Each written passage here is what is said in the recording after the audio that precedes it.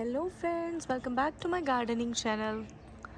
गर्मियों की छुट्टियां शुरू हो गई हैं और अब मुझे लगता है कि काफ़ी सारा टाइम मिलने वाला है प्लांट्स के साथ। तो आज फर्स्ट डे है और आज से ही मैं आप लोगों के साथ अपनी रूटीन शेयर करने वाली हूँ गार्डनिंग को लेकर के।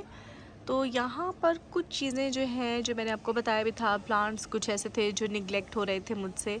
तो होपफुली अब मुझे टाइम मिलेगा उनके साथ ज़्यादा वक्त स्पेंड करने का। तो यहाँ पर तो सबसे पहले मैं आप लोगों के साथ आज शेयर करने वाली हूँ शिमला मिर्च, जो कि मेरी ऑरेंज वाली शिमला मिर्च है, मेरी फेवरेट वाली। जैसे जैसे ये कलर चेंज करेगी मैं आपको दिखाऊंगी, लेकिन यहाँ मैं आप लोगों को इसकी प्रोडक्शन दिखाना चाह रही हूँ। अच्छा, ये जो सीड्स मेरे पास हैं बहुत ही स्पेशल सीड्स हैं और कभी कभी बहुत ही मुश्किल हो जाती है बाकी प्लांट्स को ग्रो करते हुए, लेकिन ये ऐसे सीड्स हैं जो कभी मुझे धोखा नहीं देते और हमेशा ही अच्छा रिज़ल्ट देते हैं। अच्छा, यहाँ पर सबसे पहले तो आप देखिए ग्रो बैग का साइज़। तो नॉर्मल सा ग्रो बैग का साइज़ है, कोई बहुत बड़ा नहीं है, बहुत छोटा भी नहीं है, दरमियाना सा साइज़ है और मिट्टी को होल्ड करने की काफ़ी अच्छी इसमें कैपेसिटी है। यहाँ पर अगर आप देखें तो मैंने 3 पौधे लगाए हुए हैं।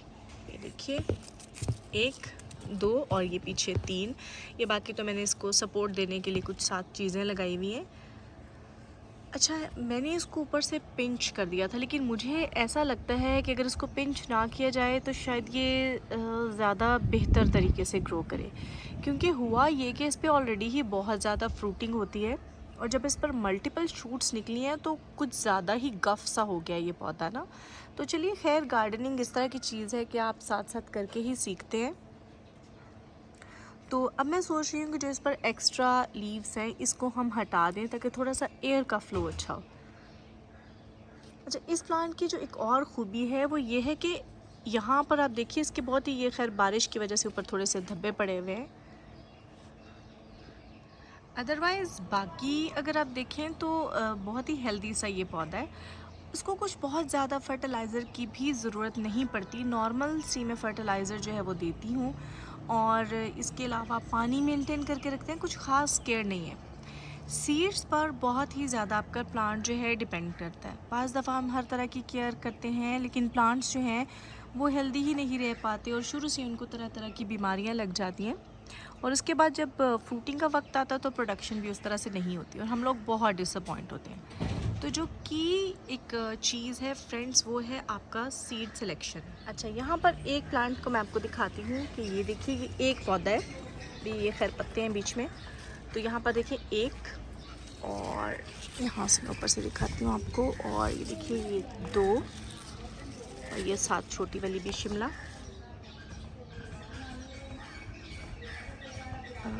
यहाँ पर ये देखिए, इसके अलावा यहाँ पर आप शिमला देखिए, ये दूसरा पौधा है इसका, कोशिश करती हूँ दिखाने की, ये देखिए। और इसी तरह से इसके तीसरे पौधे पर भी, जो थोड़ा सा परे की साइड पर है, इस तरह से शिमला लगी है। तो काफ़ी सारी आप देख सकते हैं, तकरीबन 1 केजी के करीब शिमला मिर्च है ये इन 3 पौधों पर इस वक्त लगी हुई हैं। जैसे जैसे अगर आप इसको छोड़ेंगे इसका साइज़ भी बड़ा होगा। तो अभी भी आप देखें काफ़ी अच्छा साइज़ है इसका, साइज़ भी बड़ा होगा और फिर जब ये कंप्लीट हो जाएगी इसकी ग्रोथ तो फिर इसका कलर चेंज होना शुरू हो जाएगा। तो जी, केयर की अगर मैं बात करूं तो सबसे पहले तो ये कि मैंने इन्हें सीड से ग्रो किया था, मैंने इसकी पनीरी नहीं ली थी, क्योंकि जब भी आप इस तरह की कोई वैरायटी लगाते हैं तो उसके लिए आपको उसको खुद ही ग्रो करना पड़ता है। मार्केट से आपको कॉमन वाली जो वैरायटीज़ हैं वो मिलती हैं, लेकिन जो स्पेशल वैरायटीज़ होती हैं उसके आपको सीड्स परचेज़ करना होते हैं और सीड्स भी आप हमेशा रिलायबल जो आपके जो भी वेंडर्स हैं उनसे लीजिए।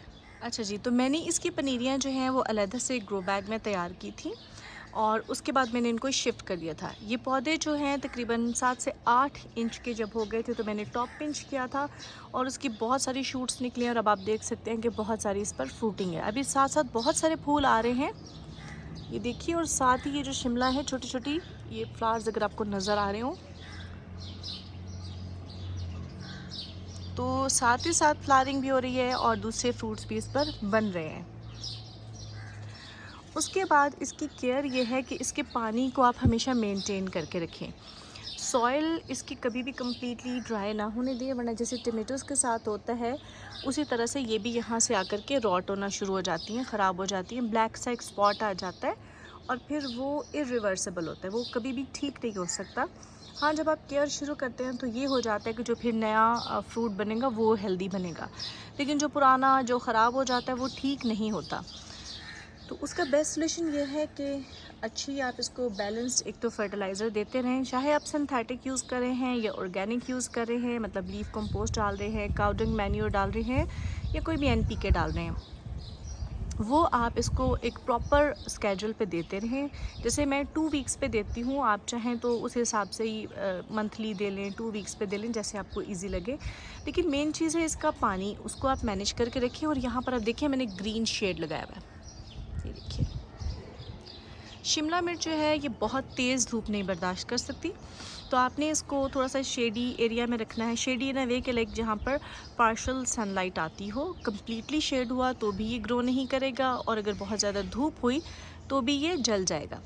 तो आप इसको इस तरह की लोकेशन में रखें जहाँ पर इसको हवा का फ़्लो अच्छा रहे और धूप भी जो है वो छन के आती रहे। इसके अलावा इसकी केयर ये है कि इसकी एयर फ्लो को अच्छा रखें। मैंने जैसे कि बताया कि उसको बहुत ज़्यादा डिज़ीज़ होती ही नहीं है, तो सोपी जो सोल्यूशन होता है उसे बस धोते रहें, वो काफ़ी अच्छा उससे मेंटेन रहता है पौधे की हेल्थ। क्योंकि पौधों को जैसे ही कोई बीमारी लगने लगती है तो साथ ही वो क्लीन भी होते रहते हैं, तो वो फिर इतना ज़्यादा ग्रो नहीं कर पाती बीमारियाँ जो हैं। तो इसकी जो केयर है इस वाले प्लांट की पर्टिकुलरली जो मेंटेनेंस है वो बस यही है कि आप इसको वॉश करते रहें अच्छे से, और इसके अलावा एयर फ्लो को अच्छा मेंटेन करके रखें। थोड़ी सी स्पेसिंग देख लीजिए, या फिर पत्ते एक्स्ट्रा हो तो वो उतार दें। फ्रूट जब इस पे मैच्योर हो जाता है तो उसके बाद आप उसको हार्वेस्ट कर लें, क्योंकि नए फ्लावरिंग तभी होगी जब आप जो हार्वेस्ट फ्रूट है उसको उतार लेंगे। तो ज़ाहिर है सारे न्यूट्रिएंट्स जो हैं वो फिर नेक्स्ट पौधे में, इसमें फ्रूट में जो है उसके जाना शुरू हो जाता है और उसका साइज़ बढ़ता है। अगर आप एक फ्रूट को काफ़ी देर तक इसी तरीके से इस पर छोड़ देंगे तो उसका नुकसान ये होगा फ्रेंड्स कि उसके बाद जो सीड्स होते हैं, नेक्स्ट स्टेप ये होता है कि प्लांट को ये लगता है कि बस अब मेरा प्रोडक्शन का टाइम ख़त्म हो गया, अब मैंने सारी जो एनर्जी है वो सीड्स को मैच्योर करने पर लगानी है। तो सारी एनर्जी सीड्स लेने लग जाते हैं जो इसके अंदर होते हैं, और इस तरह से नई ग्रोथ जो है, नए जो फ्लावर्स का बनना या फ्रूट्स में इसका चेंज होना वो ख़त्म हो जाता है। तो उसके बाद फिर आपको फ्रूट्स नहीं मिलते, तो इसको साथ साथ हार्वेस्ट करना भी बहुत ही ज़रूरी है। तो फ्रेंड्स ये तो थी कुछ थोड़ी सी टिप्स एंड ट्रिक्स जो मैंने यूज़ की, मुझे इतना अच्छा रिज़ल्ट मिला है।